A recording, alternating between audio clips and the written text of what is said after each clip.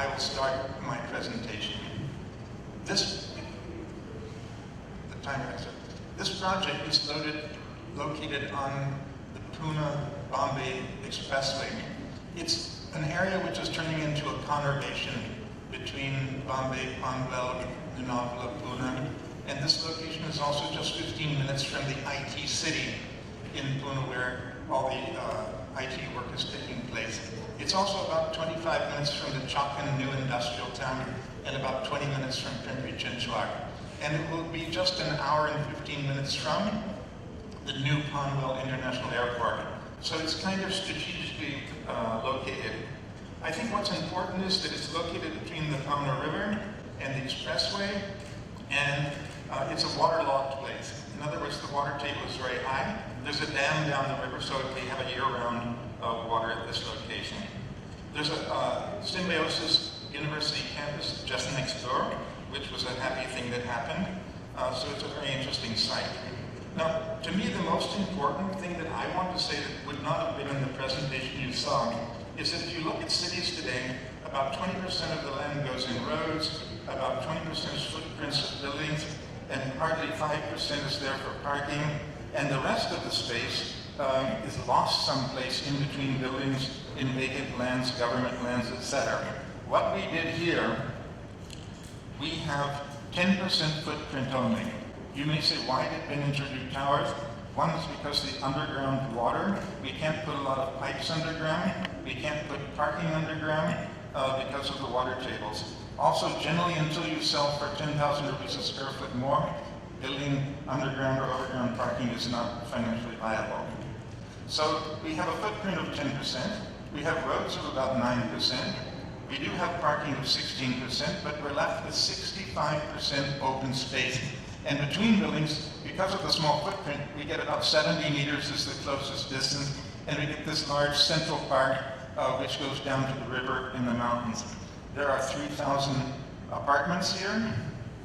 We have a gross density of 30 units per acre, but we have a net density, if you take off the open spaces, of 65%, of about 70 units per acre, which is a very high density. And there's about 4.5 million square feet of built-up area here. So my point is, because we have a very small footprint, you get more open space, you get better views, you get less roads, you have lots of pockets, neighborhood gardens and things between the 70-meter open spaces between towers and the inside. You get more distance between towers, more ventilation, more sunlight, less noise, more privacy, and less underground pipes, etc. We also were able to get water bodies. Now, I think you had a chance to look at the plans, so you're nodding at me, we don't need to go into that. I did try to cut down on the lobby areas to reduce the built up. And every apartment, I want to mention here, Pune does not have one bedroom and studio apartment. So we insisted to Abhishek Lodha that there are a lot of single people in Pune. I shouldn't say this, but about 34% of the people who get married get divorced within 5 years in Pune. We have a very large number of professionals, single women, single men, who are able to buy, say, a one-bedroom or studio apartment. So we have a lot of young people. In the larger apartments, we have older people. I would say we have about 7 scales of buildings, and you could almost say that the smaller, least expensive ones are younger people, and the larger ones are older people. So we have a great mix of senior citizens and young people and children all together. Now, as I mentioned, we have 7 types. This is the clubhouse, which is what is important in the clubhouse actually is that they're huge verandas. The history of Western India revolves around 2 great metropolis. One, a center of ideas and culture, the other, a center of commerce and international trade. Pune and Bombay are linked by this great expressway on which people travel back and forth every day. It's hardly 1 hour between Panvel and Pune, and our project is like many other projects we call strip development along this expressway. Our project has its back facing to the expressway and its front facing into a green area and the Taac River.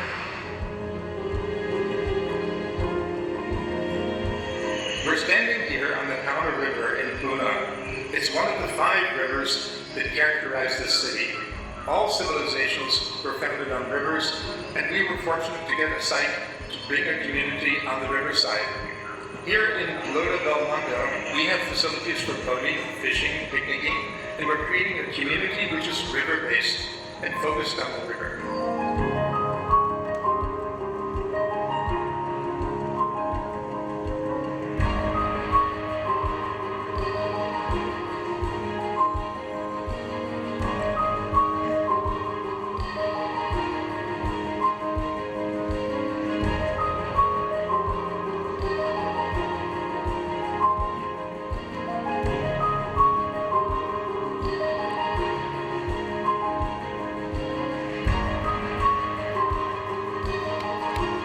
I'm standing here in the middle of two green corridors which cross. One is the central park, which acts as a catchment area for water, and it comes down and stores water in several ponds in which we have ducks and wildlife. And then we have this urban forest. This is a place where 3,000 families can come on weekends. They can go on walks when they want, and it creates a beautiful green environment for the community. I'm standing here on the Powder River, walking up to an urban forest which we created along the side of the river to give a place for people to escape from everything and come and meditate, to walk, to be here in the evening. There's a lot of forestry here with birds and animals. We have many neighborhood playgrounds and sit-out areas where families can come in the daytime or late afternoon and just relax in their own neighborhood. I've written poems. Oh, yeah. I'd say that have you seen the river fly? Me as an artist, I feel it's a paradise.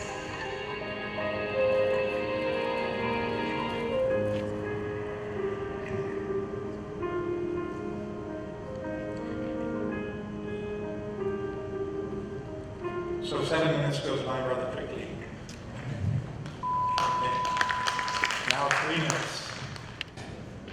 Very good, Christopher. Well, we have seen your panels. This was something that added on to what we saw on the panels. I still have one thing that I would like to know in terms of knowing your project more, and that is that the negotiation of scales between towers and the open land or the river or so. What is your idea about modulating the scale between a large unit, 3,000 residents, coming down to maybe 300, maybe 30, and maybe 2 or 3? So that kind of a way, community formations and that. How do you architecturally respond to that? Yes, I think so, because what happens is between these buildings we have made these small parks. The one you saw was more child-oriented, that we have small gardens.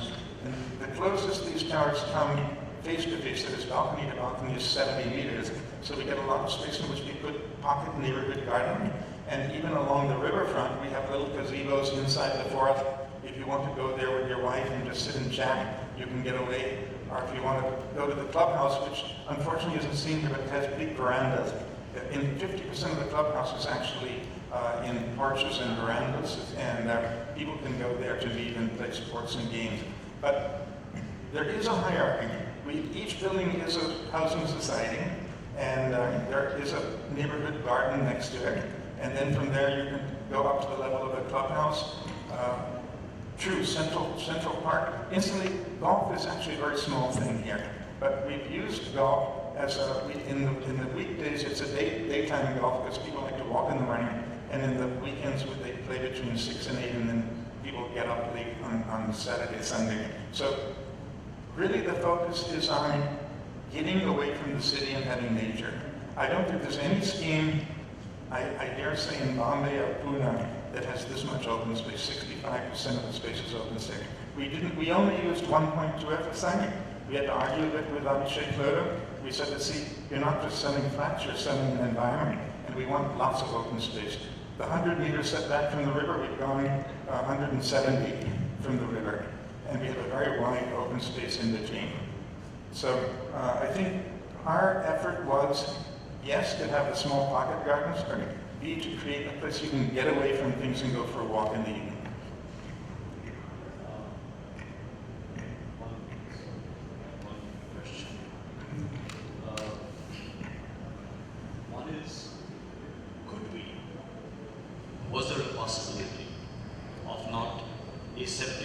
defining the different types of units. 1, 2, 3, 4. Maybe that was part of a brief and they wanted that the 4 should go into 4 and 3 should go into 3. It would have created much more interesting typology in terms of the play, and also not creating a so-called caste system. I mean, yeah, no, I got your point. But see, there's two things. One, in a high rise, it's very difficult to have different types of plans. So 1 bedroom needs to say a 3 bedroom. The other thing is that we've tried to see that the facades are similar. So if somebody stays in a 1 bedroom and she's a 30-year-old IT lady, or we have a lot of single mothers, that these buildings have a common facade. We don't want it to look like, oh, I'm in the duplex, or I'm in the 4 bedroom, and I'm different from the people in the 1 bedroom. 1 bedroom make up the studio's 20%. 2 bedroom, what we call regular, is 20%. 2 bedroom large is 20%. These row houses are only 1.25% of the duplex, 2 towers. In terms of inhabitants, it's very less than 2.5%. So most of the people who stay here are in the middle and smaller range of apartments. But I actually think it would be nice to mix 1 bedroom with 4 bedroom, 3 bedroom. But when you start doing towers, bathrooms should get over bathrooms, sink, kitchens over sink. Every apartment in our building, whether even a studio, it has a 5-foot minimum by 9-foot bathroom. Every single apartment, we've given them large toilets, we've given them a utility balcony where they can wash and dry clothes.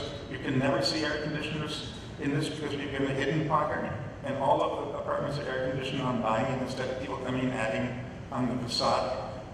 Everybody has a balcony, everybody has a foyer. You see, what I don't like, you go into flats costing 5 to 10 crores and then you open the door and you walk right into a huge living room. Every apartment, even the 1 bedroom, it has a foyer, it has a utility area, it has a balcony, it has air conditioning.